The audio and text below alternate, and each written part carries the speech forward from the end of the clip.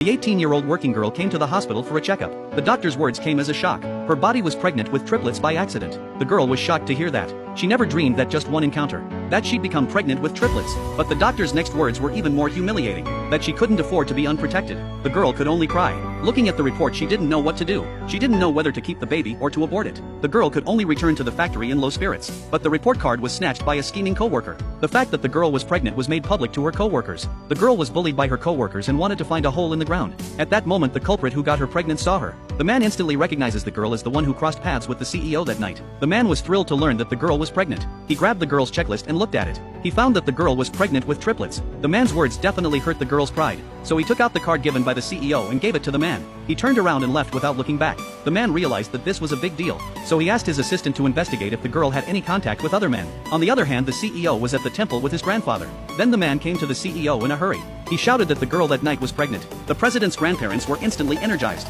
but the CEO didn't believe the man's words. He said that giving the girl $100 million wasn't enough.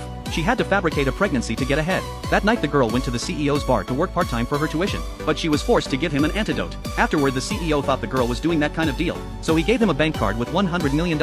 He didn't realize that he, as a single descendant of 18 generations, had gotten the girl pregnant with triplets. The CEO didn't believe the children were his, but the grandparents, who are desperate for grandchildren, are convinced. They want the CEO to bring the girl back. The girl is about to be sold by her mother to an old man for a dowry.